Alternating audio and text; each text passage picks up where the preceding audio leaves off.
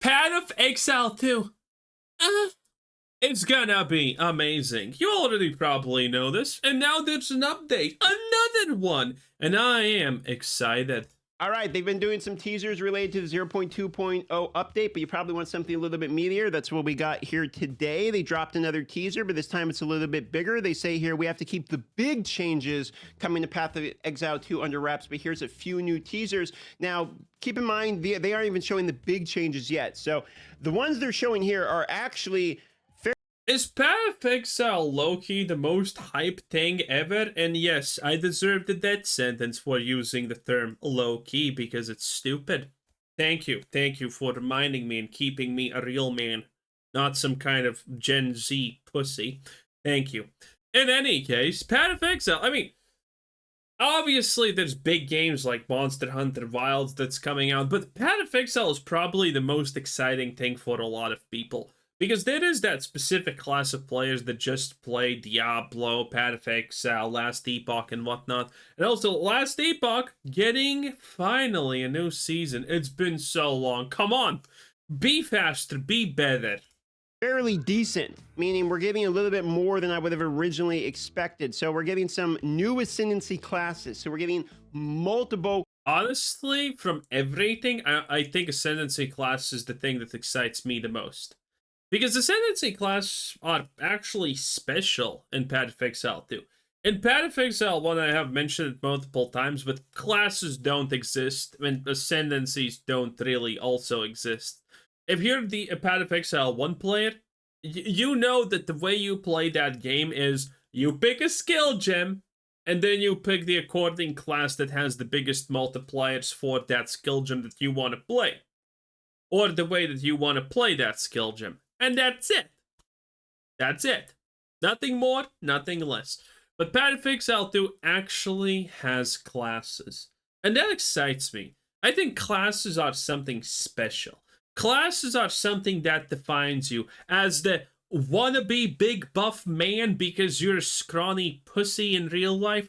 Or are you an edgy teenager with no friends and that's why you want to play the Necromancer? There is so much depth to classes, it's absolute insanity. Or do you want to be a hot, beautiful woman like me, but not in real life because that's strange? In any case, I love classes.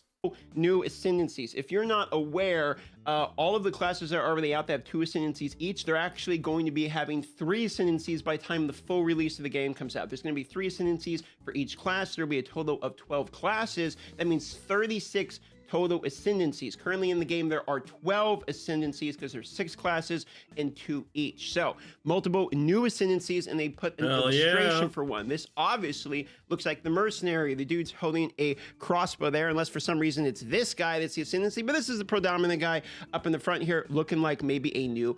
Yeah, what the hell do you think this is gonna be like? Well, what is this supposed to be? Mercenary ascendancy. Now, because we're getting multiple of these, maybe all of the base classes are getting ascendancies. For instance, here, countless wars we have left you with skills somewhat resembling a decent officer. So maybe mercenary is getting some kind of like commander skill. There's or commander class. There's an ascendancy right now in the PoE1 event called Ancestral Commander, which is sort of like a a totem war cry type of thing. I don't think this is going war cry as much as it looks like he's like commanding something. I mean, it does look like maybe something with ballistas, because I mean, this right here, that's a ballista. So maybe we're getting, and this is a ballista here, which is actually a notable skill from Path of Exile 1. You drop like ballistas and they kind of shoot almost like little mini towers. So maybe we're getting some kind of like mercenary minion, totem, ballista type of thing here, okay? It could be that, because the reality is Ballista Ranger was a real popular thing in PoE1. People really liked the ballista builds for Rangers and whatnot. People really did like that gameplay. I personally hated it, but, for each their own. I like Flicker Strike. People call me an animal because of that. That's probably what this is. More details to come. Now, we are getting a showcase here of a couple new unique items. To say, here's 2 more unique items. We'll be sure to raise your spirits while outing your enemies. The spirit is a little bit of a play on words, because if you actually look here, let me pause my phone. Sorry. If you actually look here, Bro, that's a alarm clock.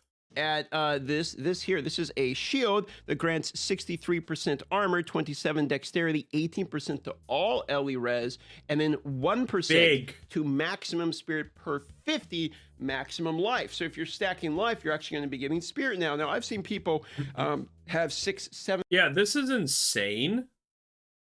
Because, I mean, spirit equals damage. This shield is literally a weapon. 1,000 But this is why we love Path of Exile, right? It's because items like this exist. life once you have like the chest plate from Arbiter, etc. And that means you could probably get another 100 spirit or so from this, get a couple more spirit related gems into your warrior or life stacking type of build, which is pretty encouraging, honestly, because I mean, it could be overpowered, it could be completely underpowered. If it's completely underpowered, who cares? A new item, V2 patches, congratulations. Here's some synergy that makes it legit. This is what was always great about Path of Exile, and this is my favorite thing to do card games, do MMORPGs, do hack and slash games, do everything. It's them introducing new items that do things. Maybe that thing is not the strongest, but at some point, maybe it becomes really good because, other things have been added.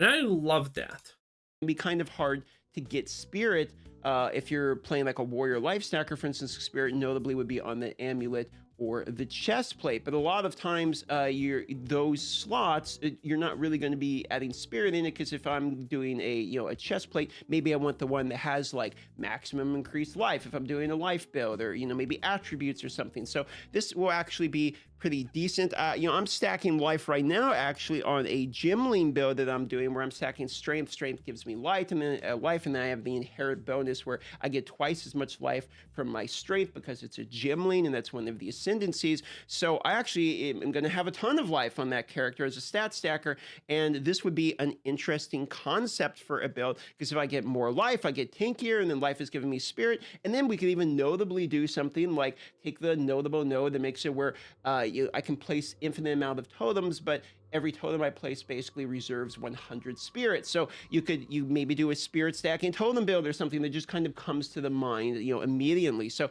more things around life are going to be nice, because life is kind of in a position where it's not so great. So I like to see them coming out with something that supports, or gives some value to having life is a higher stat. There is one other point, which is one of the better ways to get life is life percentage. So cores at the moment into like a machination shield off of the pinnacle boss, the chaos pinnacle boss, which makes up to like 6 times the effectiveness of every core in there. So you can get like 12% life, times 3 of the sockets if you vow corrupted. So that's like 36% life, for instance, which is a ton. So you won't notably be able to use like that shield at the same time.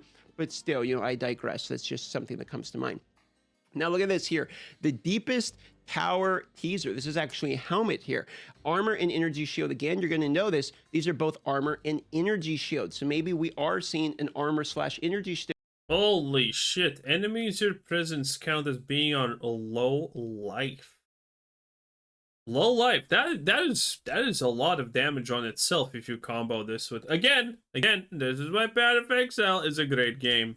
Still, which would be a strength/int style character, as they're showing more of these types of Also, this is a helmet, not a shield, by the way. Pieces of uniques here. And a strength/int character would be a druid, for instance, is a strength/int class, and also would be a Templar. And both of these almost look maybe like Templar-ish types of items.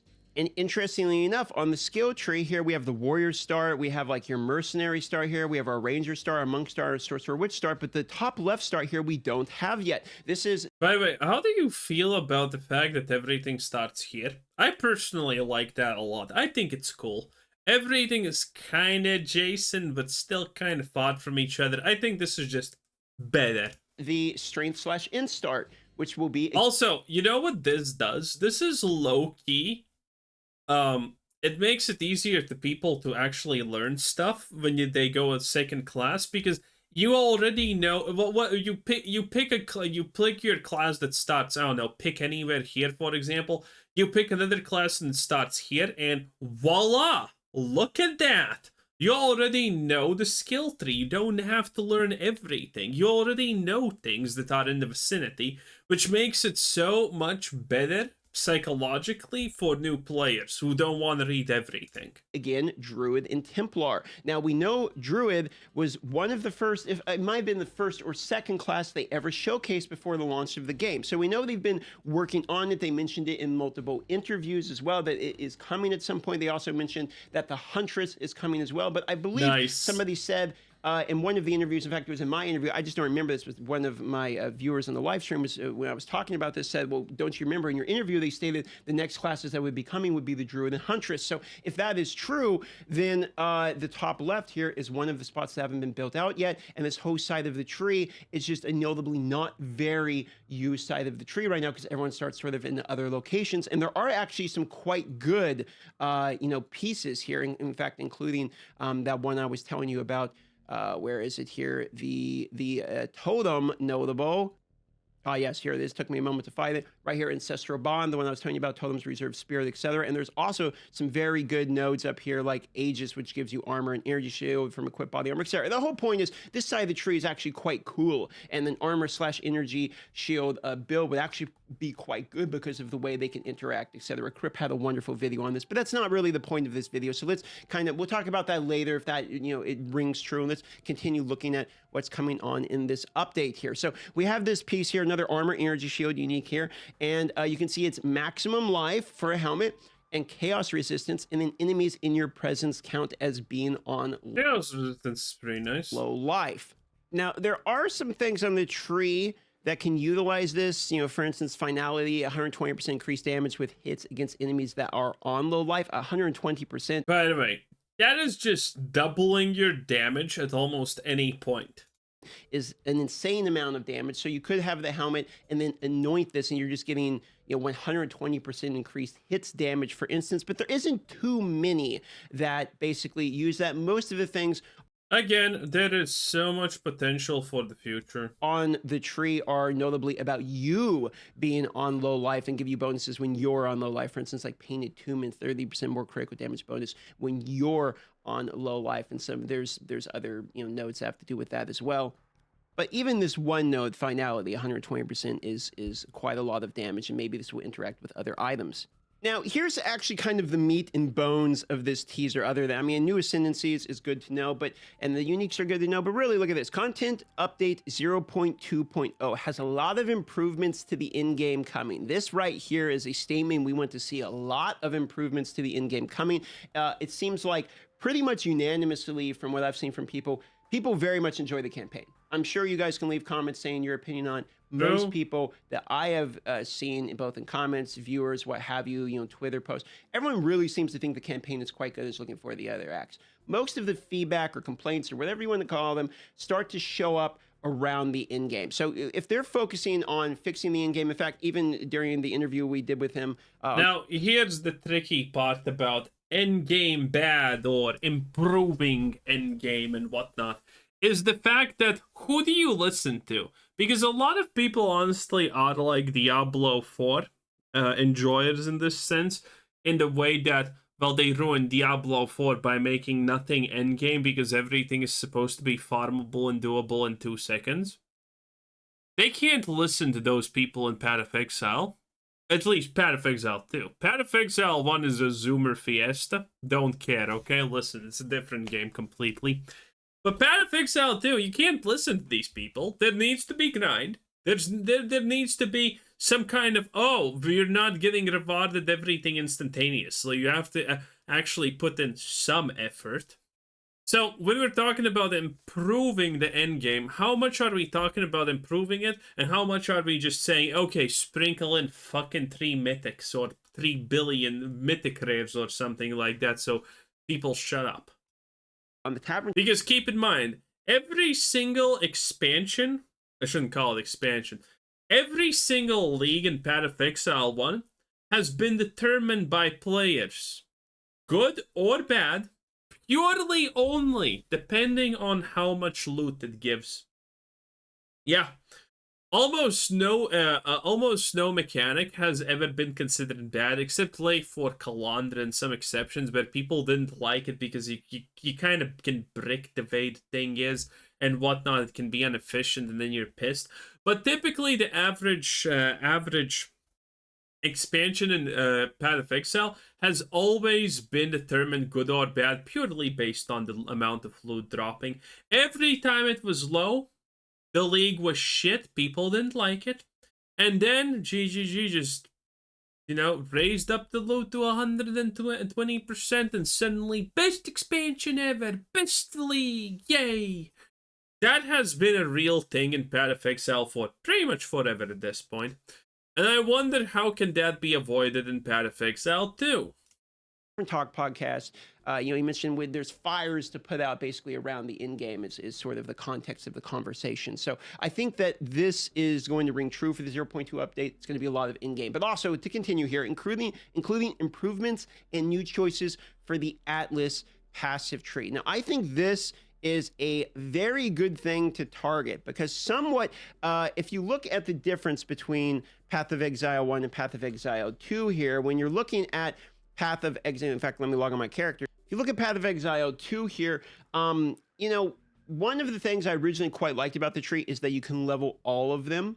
Like I can choose to go into Breach, I can choose to go into Expedition, etc. I can choose to go into all of these, and I can put points into all of these, or as few points into all of these different trees as I would like to. I like that because it gives me the ability to do all of the mechanics. However, a consequence of allowing you to do all of them, I've noticed, is that I don't really feel like this Atlas tree has as much weight behind it. It's just kind of, I use it only for Waystone sustain and to make sure there's more monsters, and I don't really feel any major benefit from the Atlas tree itself. So this gives them a bit of an opportunity. Yeah, the Atlas tree, in my opinion, should exist, but it shouldn't at the same time. And that is, an Atlas tree, I don't think can be massive and expansive. An Atlas tree should be a combination of hard but equal choices. But it's small. It's very it's very, very small. Okay, and every choice that you make is really hard but equal to the other choices, and then you customize it like that. I think that would be the best Opportunity to kind of juice up this Atlas tree with some more interesting options, because I feel like the Atlas tree that just interacts with the way your Waystones works, etc., are pretty stale, because most of the interesting options come from the side trees here, in which you can get quite a bit of these as you level up. I can do 4 points here, up to 8 points once I finish. However, this is on my hardcore SSF stuff, so it's not all the way maxed out here. And I got 6 out of 8 here, etc. So you can choose quite a bit of these options. So actually, it doesn't have as much choice in depth in terms of customization is what it feels like. In Path of Exile 1, on this Atlas tree, all of these are connected. So it's like, do I want to be a Blight guy? Do I want to be a Breach guy? You sort of go and specialize down. So the specialization part of the game and the customization part of the game is something that could definitely be improved. So this Atlas actually feels like it has more choice available. And looks like they'll be adding down here sort of on the bottom left side, because this is what we can currently see here, some shrines, etc. If you look at the image they have posted here, it looks like they're kind of juicing this up a little bit. Yeah, I kind of like it because it does look kind of condensed, I guess. And adding some other options here as well. So they're going to be expanding out new choices for the skill tree. I'm assuming they're going to be doing this in all directions, and it's not just the additions we see here. If I put this side by side so you can sort of see the additions here, you can see they're adding basically new nodes, at least from the screenshot they're showing in this area. This, combined with the other teasers they've showed, like the tower in-game teasers. Yeah, we know about the tower in-game. Okay, that looks like it. Anyway, Path of Exile 2. Great game. Looking very forward to when it's technically finished. Anyway, that was Microtransactions, Skittles himself. Bye-bye!